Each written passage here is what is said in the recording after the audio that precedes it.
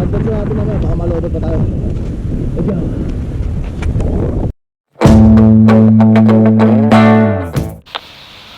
Okay, muli nagbabalik ang Tour de France Day 46. I-last 3 na natin at baka malobat tayo.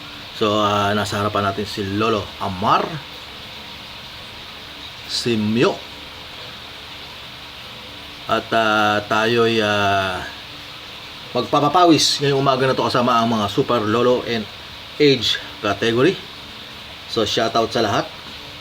At and shoutout to paring Benjo na namayapa na kagabi due to heart attack. Kung saan ka man naroon, si Lord na bahala sa'yo. Okay, sa mga gustong pumunta sa burol ni Benjo, sa Flores ko lang, no, mamayang gabi nandun na ata.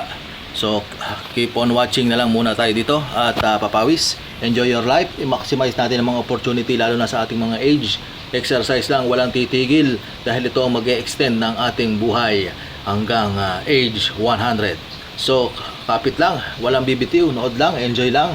Sa mga nasa abroad dyan, ito pa kami, buhay pa, malakas pa, nagpapapawis pa kasama ang mga ex-veteran ng tour na si Cherry Amar. Okay, so let's go, here we go, tara, baka na.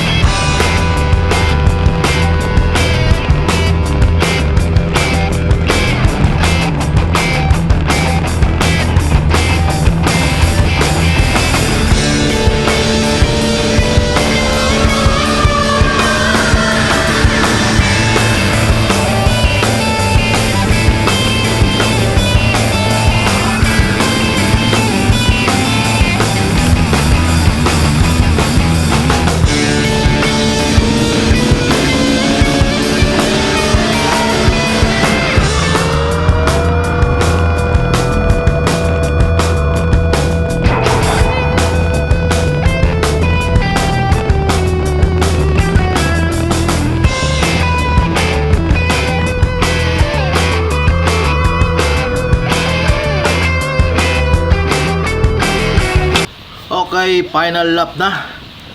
Ito na. Tingnan natin. Ready. Get set. And go.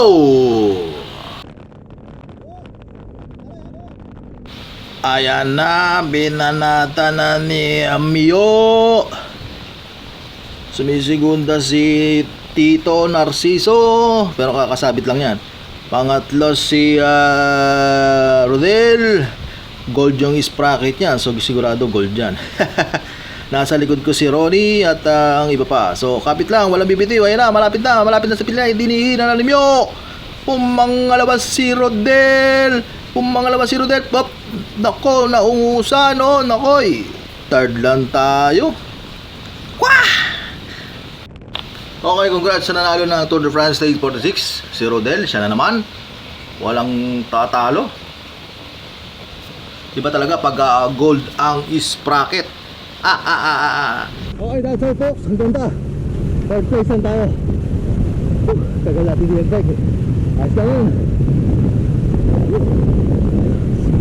Kain pa more.